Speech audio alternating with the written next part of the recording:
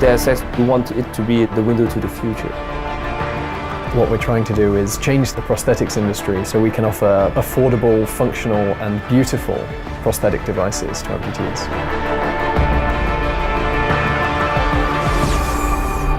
I'm proud of being one-handed. It doesn't make me feel any different. But wearing this, instead of having people come up to me or give me like the sincere look of, oh, you've lost your arm, they go, oh wow, this is fantastic. And I just like to see people have a smile on their face about it. That's what it's all about for me. Because we're heavily promoting this kind of technology, some people really think like we were producing, augmented arms. And some fans or some moms and so on were asking, where can I buy your arm? And unfortunately, we have to say, we're not building any arms, we're just a video game company. But that triggers, the thing where we say, we should do something. It was a really natural fit when they got in touch with us. We were almost expecting it at some point, and we formed this idea to try and turn Adam Jensen's arm into a real-life bionic limb.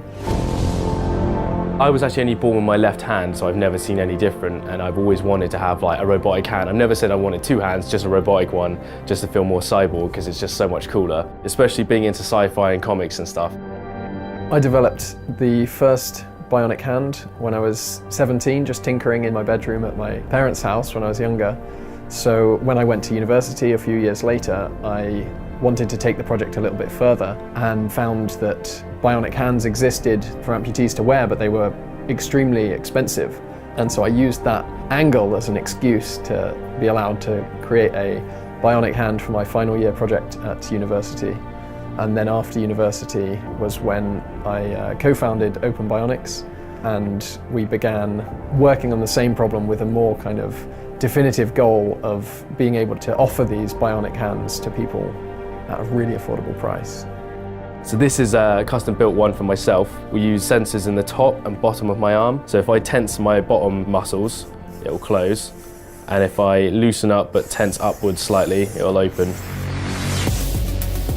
We have a fantastic art director. His name is Jonathan Jack Beltet. This guy is a visionary. He's completely crazy. And the way we wanted to depict, a future world was that human augmentations couldn't be like just medical device. We wanted it to be super rewarding. People are wearing this kind of prosthesis in a fashionable way. For Deus Ex, we never wanted to do some gimmicky big robot's hand and so on. We wanted something to touch upon, the high fashion, very refined design, something that looks very slick and very, you could be very proud to wear it. And then you can change all the functions like that. Kind of cool. At this point, we've made a semi-functional prototype. So we've made one that's functional and looks similar to Adam Jensen's hand. The next steps for us will be perfecting the functionality of it so that it works really nicely and it's very good at grasping objects. And then making the finish really nice so that it looks the part as well.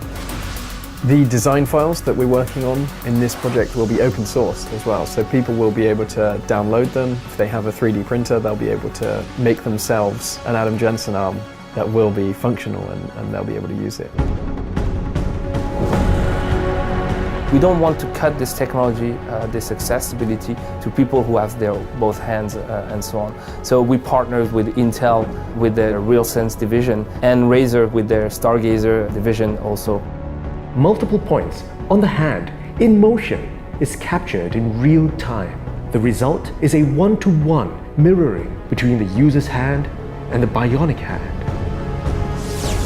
We want to show limb-different people that the products and devices that they're seeing in science fiction, in gaming and in movies can become reality and can become reality very soon.